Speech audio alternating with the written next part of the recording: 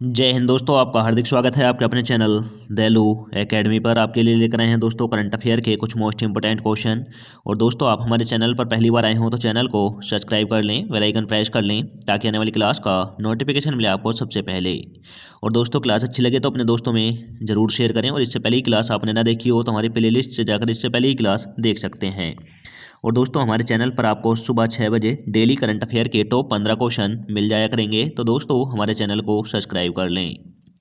चलते हैं दोस्तों आज की क्लास के पहले प्रश्न की तरफ। जैसे कि दोस्तों, आज की क्लास का पहला प्रश्न है, लोट सेंसर में भारत का पहला ग्राफीन केंद्र और उत्कृष्टता केंद्र का उद्घाटन कहाँ किया गया है? तो दोस्तों, यह किया गया है केरल में।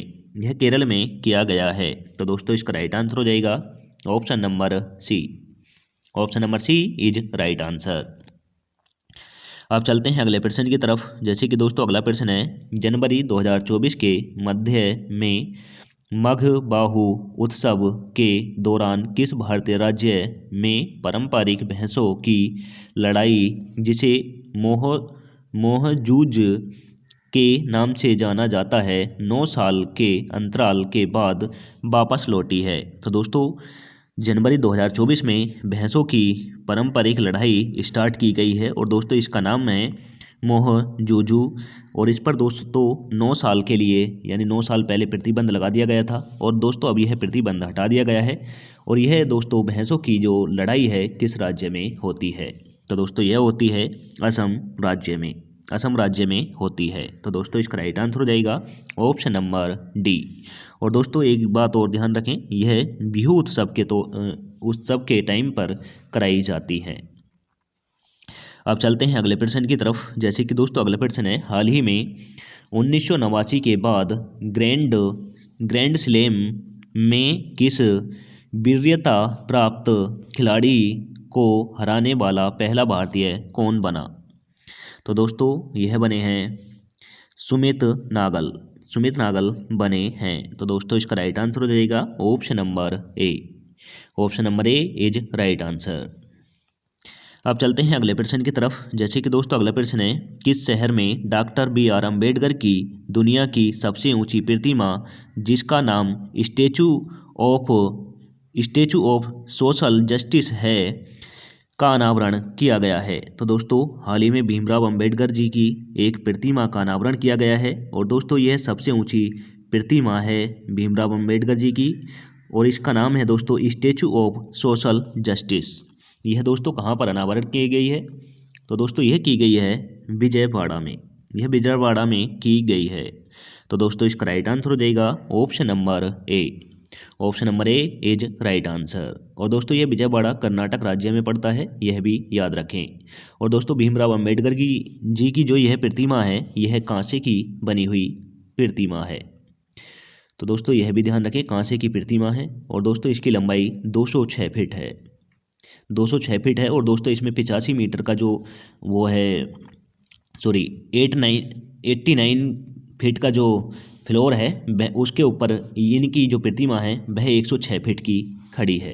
तो दोस्तों, ध्यान जरूर रखें। और सॉरी 126 फीट की ऊपर खड़ी है। और दोस्तों, नीचे जो है 89 का इनका फ्लोर है। तो दोस्तों, जो प्रतिमा पूछ ले एग्जाम में, तो दोस्तों वह 125 फीट ऊंची है, यह भी याद रखना। और दोस्तों, सारी टोटल पूछे तो दोस्तों यह 206 फीट है। तो दोस्तों, दोनों ही बात याद रखें। अब चलते हैं अगले प्रश्न की तरफ। जैसे कि दोस्तों, अगला प्रश्न है, विश्व स्तर पर UPI भुगतान का विस्तार करने के लिए किस डिजिटल भुगतान प्लेटफॉर्म ऐप ने NPCI के साथ साझेदारी की है? तो दोस्तों, कौन सी UPI ने NPC के साथ साझेदारी की है? तो दोस्तों, यह की है गूगल पे ने की है। तो दोस्तों, इसका राइट आंसर हो जाता है option number B. Option number B is right answer. अब चलते हैं अगले प्रश्न की तरफ। जैसे कि दोस्तों, अगला प्रश्न है, न्याय और न्यायशास्त्र के क्षेत्र में महत्वपूर्ण योगदान के लिए 10 फरवरी को असम का सर्वोच्च नागरिक सम्मान असम अवैध पुरस्कार किसे मिलने वाला है? तो दोस्तों, असम अवैध जो पुरस्कार है, यह 10 फरवरी को किसे दिया जाएगा?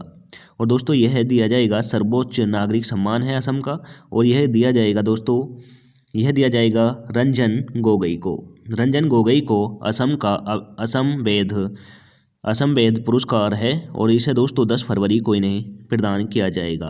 तो दोस्तों इसका राइट आंसर हो जाएगा option number D. Option number D is right answer. अब चलते हैं अगले प्रश्न की तरफ। जैसे कि दोस्तों अगला प्रश्न है, किस बैंक ने भारत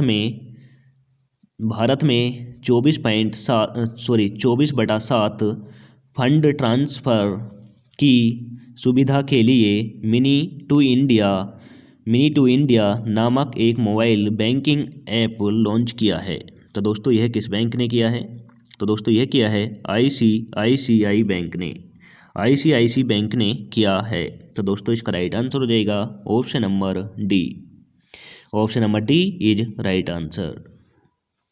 अब चलते हैं अगले प्रश्न की तरफ। जैसे कि दोस्तों अगला प्रश्न है, 2023 में किस कंपनी ने 2010 के बाद पहली बार सैमसंग को पछाड़कर सबसे अधिक बिकने वाली स्मार्टफोन श्रृंखला के रूप में शीर्ष स्थान हासिल किया है? तो दोस्तों सन 2010 से पहले सैमसंग से ज़्यादा बिक्री करने वाली कंपनी थी और दोस्तों अब यह 2023 में सैमसंग को फिर पछाड़कर सबसे ज़्यादा बिकने वाला फ़ोन कौन सी कंपनी का बना है? तो दोस्तों यह बना है एप्पल कंपनी का। सैमसंग को पछाड़कर अब एप्पल कंपनी प्रथम स्थान पर आ गई है भारत में, जो सबसे ज़्यादा फ़ोन बिक्री करती है। तो दोस्तों इसका राइट आंसर हो जाएगा option number A. Option number A is right answer. यानी दोस्तों सन 2023 में जो मोबाइल फ़ोन बिके हैं उनमें एप्पल के फ़ोनों की बिक्री सबसे अधिक हुई है।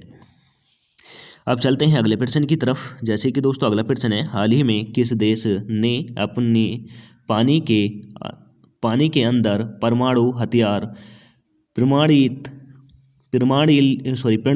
का परीक्षण किया है? तो दोस्तों हाल ही में किस देश ने पानी के अंदर परमाणु हथियार प्रणाली का परीक्षण किया है? तो दोस्तों यह किया है उत्तर कोरिया ने।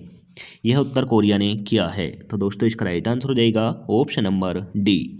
और दोस्तों यह हथियार जो है परमाणु हथियार प्रणाली, और यह पानी के अंदर रहकर दुश्मनों पर वार करने के लिए सक्षम होगी।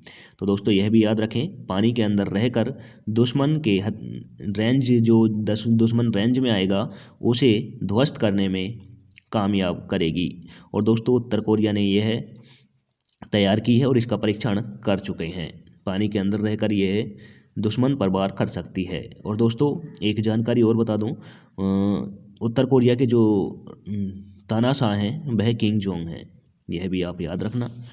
अब चलते हैं अगले प्रश्न की तरफ। जैसे कि दोस्तों अगला प्रश्न है, प्रधानमंत्री ने बोइंग के वैश्विक इंजीनियरिंग और प्रौद्योगिकी केंद्र परिसर का उद्घाटन कहाँ किया? तो दोस्तों प्रधानमंत्री नरेंद्र मोदी जी ने बोइंग के वैश्विक इंजीनियरिंग और प्रौद्योगिकी केंद्र परिषद का उद्घाटन कहाँ पर किया है? तो दोस्तों यह किया है बेंगलुरु में। यह बेंगलुरु में किया है। तो दोस्तों इसका राइट आंसर हो जाएगा option number D. Option number D is right answer. अब चलते हैं अगले प्रश्न की तरफ। जैसे कि दोस्तों अगला प्रश्न है, भारत में कौन सा राज्य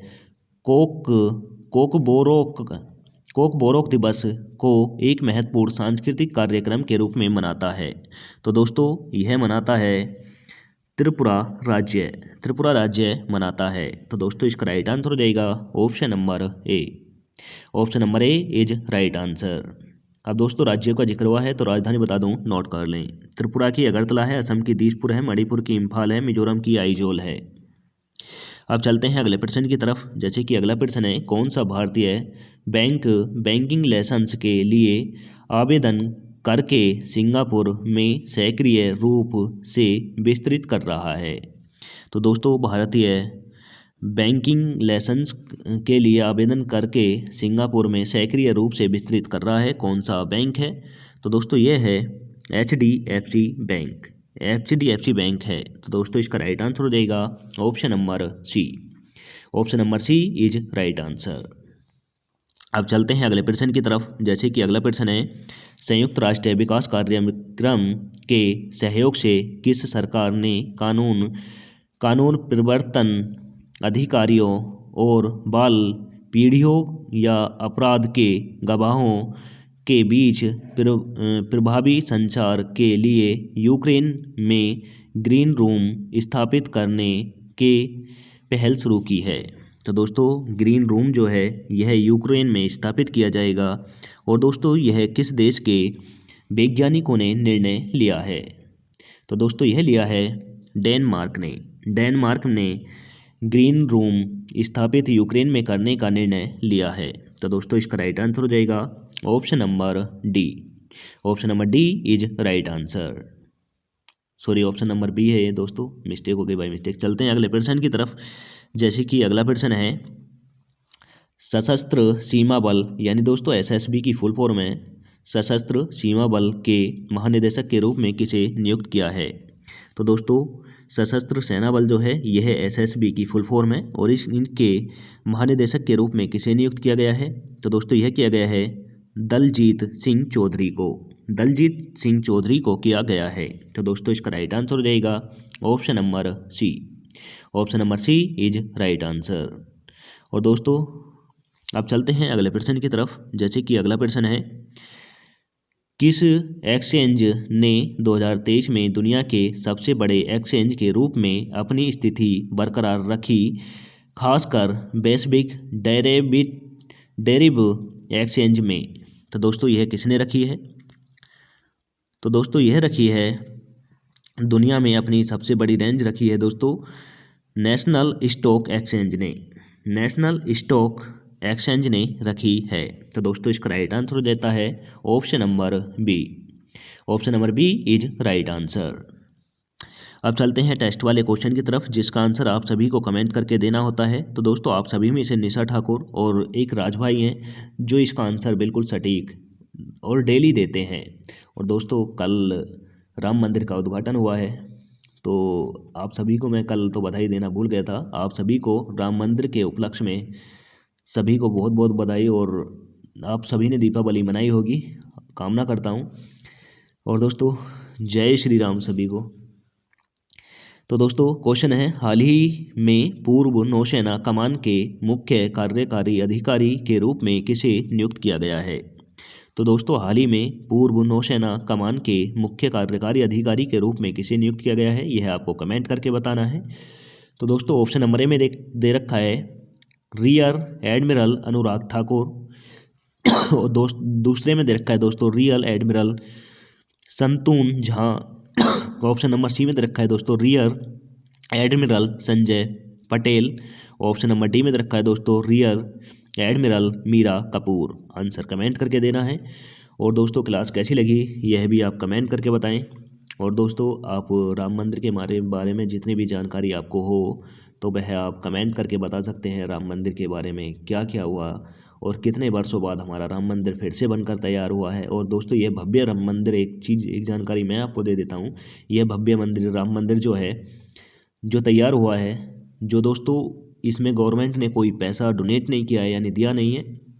और दूसरी बात, जो पैसा भारत के हिंदुओं ने राम मंदिर के लिए दिया था वह दोस्तों बैंक में जमा कर कर उसकी एफडी कराई गई, और उस एफडी से जो ब्याज मिला, यानी दोस्तों जो पैसा अब तक मंदिर बना है, जितनी फ्लोर अब तक तैयार है राम मंदिर की, वह बिल्कुल जो हिंदुओं के द्वारा डोनेट किए गए पैसे के ब्याज से ही इतना तैयार हो चुका है। यानी दोस्तों राम मंदिर के जो चंदा इकट्ठा हुआ था वो चंदा अभी तक इसमें नहीं लगा है, सिर्फ उसके ब्याज से इतना राम मंदिर तैयार हो चुका है। तो दोस्तों इसका फ्लोर जो बाकी है वो अभी कंप्लीट हो जाएगा और कल प्राण प्रतिष्ठा हो चुकी है। तो दोस्तों कामना करता हूँ आप सभी ने अपने अपने घर एक एक दिया ज़रूर जलाया होगा।